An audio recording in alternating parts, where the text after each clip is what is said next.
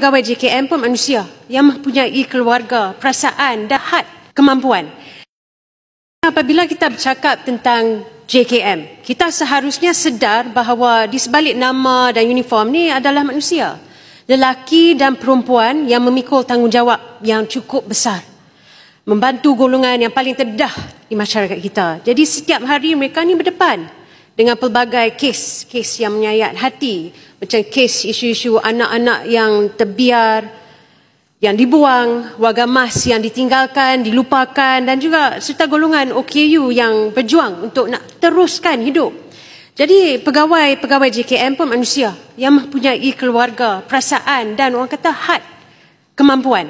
Jadi apabila mereka ni dibebani oleh kerja yang berlebihan dan dihadapi juga dengan kekurangan dana, boleh dikatakan semangat mereka tu turun. Dan di situlah kualiti perkhidmatan mungkin terjejas. Jadi sekiranya dapat meningkatkan peruntukan kepada JKM tu bukanlah satu pembelanjaan, tapi sebenarnya satu pelaburan dalam kestabilan sosial. Jadi semakin kukuh barisan hadapan kebajikan kita ni, semakin baik mereka akan melindungi rakyat kita. Jadi saya menyuruh kepada Yang Berhormat Menteri agar mempertimbangkan perkara ini, sebab bukannya sekadar satu permintaan tetapi satu tanggungjawab untuklah memperkasa mereka yang menjadi benteng antara kesusahan dan juga harapan. Berhormat, terima kasih. Sekurang-kurangnya Berhormat mengetahui beban yang ditanggung oleh JKM. Pekerja-pekerja JKM, bagaimana mereka menjalankan tugas.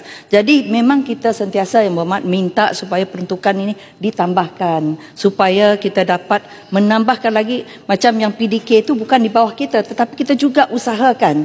Jadi sebenarnya ini memang diusahakan. Jadi saya juga minta supaya ahli-ahli parlimen ini seperti Yang Berhormat tadi juga membantu untuk memohon untuk kita. Sebab kita memohon, memanglah kita memohon, tapi ada juga kekangan daripada kerajaan dan saya harap apa yang Berhormat nyatakan tadi juga disokong oleh rakan-rakan Berhormat yang lain. Thank you very much. Terima kasih.